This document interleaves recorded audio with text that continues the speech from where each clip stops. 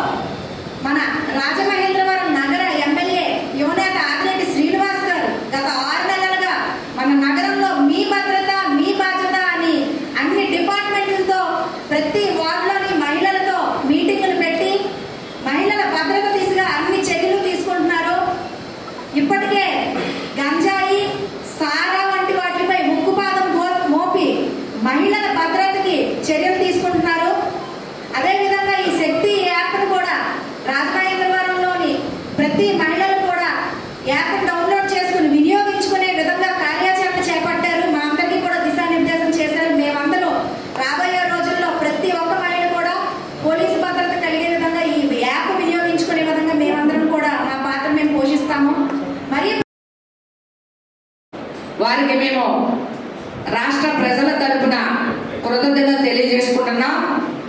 చంద్రబాబు గారి నాయకత్వం వర్ధిల్లాలని, కూటమి నాయకత్వం వర్ధిల్లాలని ప్రెస్ వారి ద్వారా మేము వారిని అభినందిస్తున్నాం. గత ప్రభుత్వంలో మహిళలకి రక్షణ లేకుండా ఎన్నో మానభంగాలు కానివ్వండి, హత్యా ప్రయత్నాలు కానివ్వండి చాలా జరిగాయి. వాటికి ఈ రోజు కూడా ఒక్క కేసు కూడా పట్టుకున్నది లేదు ఆనాడు. ఈరోజు ఈ శక్తి యాప్ ద్వారా కీలకమైన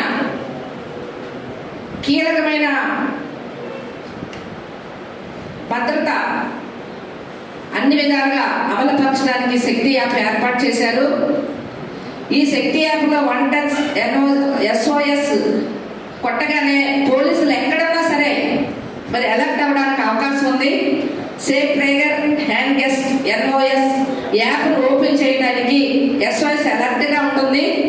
దీని ద్వారా live tracking and evidence sharing caller లొకేషన్ని కేవలం 10 నిమిషాలకే పోలీసులు ఎక్కడున్నా కానీ 10 నిమిషాలకే అక్కడికి వచ్చి స్పందించి ఆ సమస్యని క్లియర్ చేయడం జరుగుతుంది. తద్వారా మన పోలీస్ శాఖ వారికి కూడా ఈ యొక్క మన క్రైమ్ తగ్గుతుంది. క్రైమ్ పట్టుకోవడానికి చాలా ఈజీగా అవుతుంది. శక్తి యాప్లో ఒక ఫ్యూచర్ ఉందండి. ఫిర్యాదు ఎవరైనా తప్పిపోయినట్లయితే మరి పిల్లలు ఎక్కడ ఉన్నారనేది కూడా రిపోర్ట్ చేయడానికి కూడా అవకాశం ఉంటుంది.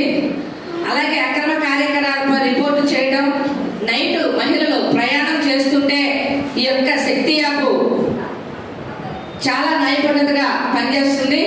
అలాగే వాట్సాప్ కూడా అత్యవసర కాంటాక్ట్ ఇలా ఎన్నో అధునిత ఫీచర్స్ ఈ శక్తి యాప్లో మరి గౌరవ ముఖ్యమంత్రి గారు ఏర్పాటు చేయడం జరిగింది.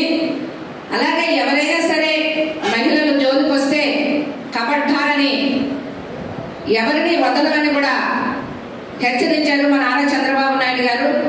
175 నియోజకవర్గాల్లో మా గౌరవ ఎమ్మెల్యేలు కూడా మరి ఈ యొక్క శక్తి యాప్ని మరి ఉపయోగిస్తున్నారు. ఈ రాజమండ్రిలో డాక్టర్ మహిళలు కానీ ప్రతి మహిళలకు కూడా పిలుపునిస్తున్నాం. ఇది ప్రతి వాట్సాప్లో పెడుతున్నామమ్మా.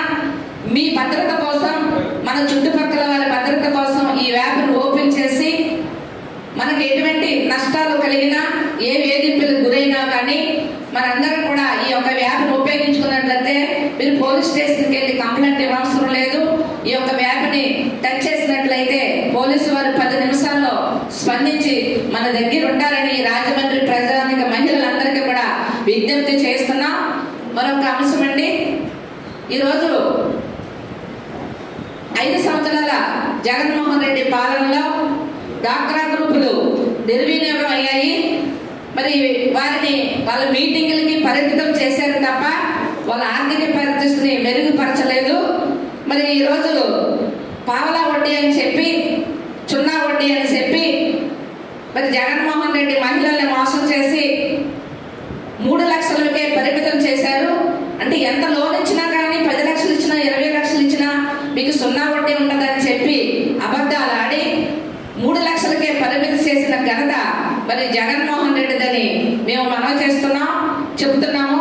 మరి చంద్రబాబు నాయుడు గారు మా ప్రభుత్వం వచ్చిన తర్వాత ఈ 7 నెలల పరిపాలనలో ఇది 5 లక్షల వరకు రాయితీ సున్నా వడ్డీ ఇవ్వడం జరిగింది. 2024-25 బడ్జెట్లో సున్నా వడ్డీ పథకాన్ని 1.250 కోట్లు కేటాయించారు. అర్బన్ డాక్రా మహిళలకి 300 కోట్లు, రూరల్ ప్రాంతంలో అమలుపరిచిన వారికి 950 కోట్లు మరి ప్రతిపాదించారు. మా చంద్రబాబు నాయుడుకి డాక్రా మహిళల తరఫున మేము కృతజ్ఞతలు తెలియజేసుకుంటున్నాం.